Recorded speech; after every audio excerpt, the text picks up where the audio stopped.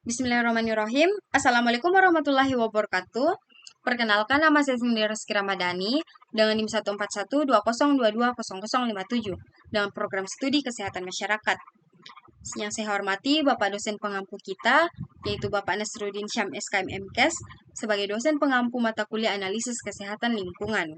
Di sini saya akan membawakan literatur review dengan judul Kualitas Lingkungan Tanah Parameter Kimia dengan Gangguan Kesehatan.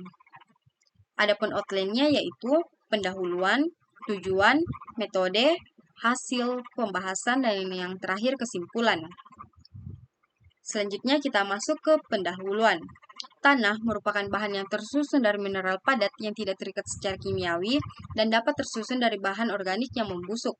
Kesuburan tanah merupakan kapasitas yang dimiliki oleh tanah untuk menghasilkan produk tanaman berdasarkan komoditas yang sesuai. Kualitas tanah merupakan konsep yang berguna ketika menilai keberlanjutan suatu usaha pertanian dan menunjukkan kemampuan tanah untuk mempertahankan produktivitas tanaman dan hewan, meningkatkan kualitas air dan udara, serta melindungi kesehatan manusia. Sifat fisikokimia tanah dapat dianggap sebagai alat penting untuk menilai kesehatan tanah, yang selanjutnya menjadi dasar aktivitas biologis di dalam tanah.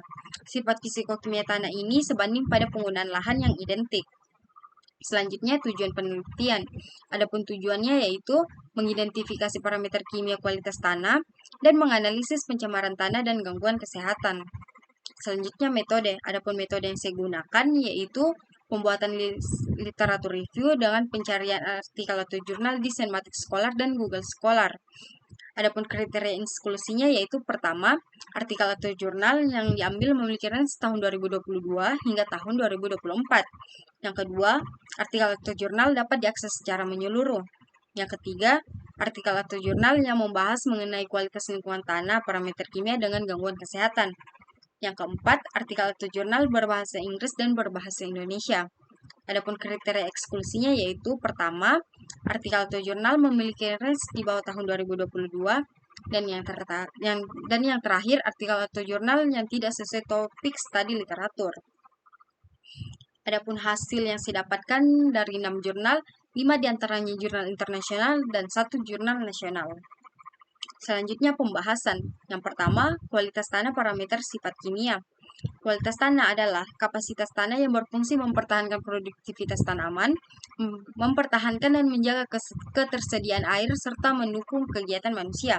Proses kimia tanah memainkan peran penting dalam kesehatan manusia dengan mengendalikan distribusi kontaminan lingkungan dan mengatur seberapa banyak dan seberapa cepat bahan kimia tersebut berpindah sepanjang jalur paparan.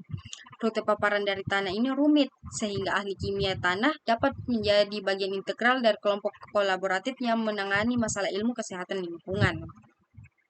Tanah adalah kulit bumi yang hidup, dan hampir semua aktivitas manusia terkait erat dengan tanah. Hal ini tidak hanya berarti bahwa manusia terus-menerus terpapar pada tanah, baik secara langsung maupun tidak langsung, sehingga tanah selalu menjadi bagian dari jalur paparan kita.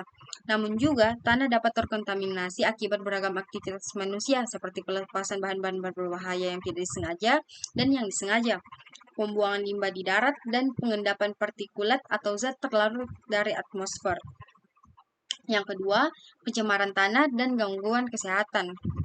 Perbedaan antara kesehatan tanah dan kesehatan manusia itu sangat banyak, dan jika ditinjau dari perspektif kesehatan manusia, lebih baik dilihat melalui paradigma apa yang dilakukan oleh tanah untuk kita dan apa yang dilakukan tanah kepada kita. Maksudnya di sini bahwa tanah dalam keterkaitannya dengan kesehatan manusia memiliki dampak positif dan dampak negatif. Terlepas dari itu, ternyata tanah juga memiliki kontribusi negatif bagi kesehatan manusia, seperti diare ataupun toksinitas unsur tanah yang terkontaminasi. Turunnya kualitas tanah bahkan dapat mempengaruhi kesehatan reproduksi. Sejak zaman dahulu, memang telah diakui bahwa sifat-sifat tanah tertentu memiliki efek negatif pada kesehatan manusia.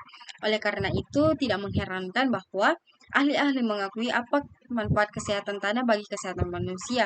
Mayoritas petugas kesehatan dan praktisi kesehatan masyarakat hanya mempertimbangkan apa yang dilakukan tanah terhadap kesehatan manusia, termasuk menyebabkan penyakit melalui paparan racun yang terbawa tanah. Masuknya bahan pencemaran kimia seringkali dianggap sebagai alat penurunan kualitas tanah, seperti penggunaan air berkualitas buruk ataupun penggunaan pestisida dan pupuk. Menurut Bonfante et al. 2019, kualitas tanah pada awal abad ini secara eksklusif difokuskan pada parameter kimia dan kesuburan kimiawi. Padahal fungsi tanah tidak hanya dipengaruhi oleh proses kimiawi, tetapi juga proses fisik dan biologis. Secara tradisional, memang sebagian besar studi yang menyelidiki dampak kimia tanah terhadap kesehatan difokuskan kepada logam berat mengingat dampaknya yang sangat buruk bagi kesehatan manusia. Sifat fisik tanah sangat penting bagi kesehatan manusia karena mendukung kuantitas dan kualitas pangan dan produksi pakan yang penting untuk konsumsi hewan dan manusia, di mana masukkan hara ke tanah sangat penting untuk produksi pangan di mana unsur hara yang sudah ada di dalam tanah pada awalnya mungkin cukup untuk menopang pertumbuhan tanaman di tanah yang subur. Dan yang terakhir kita masuk kesimpulan. Berdasarkan literatur yang telah direview, diketahui bahwa hubungan antara potensi tanah dengan indeks kualitas tanah mempunyai korelasi yang kuat. Hasil menunjukkan bahwa diversifikasi agroekosistem dapat meningkatkan kesehatan tanah, mengurangi dampak lingkungan, dan menjadi alternatif yang layak secara ekonomi. Meskipun terdapat kemajuan yang signifikan dalam memahami perilaku kontaminan tanah, masih terdapat tantangan untuk memberikan angka kuantitatif yang tepat penilaian dampak pencemaran tanah terhadap ekosistem dan kesehatan manusia. Sekian dari saya, terima kasih. Wassalamualaikum warahmatullahi wabarakatuh.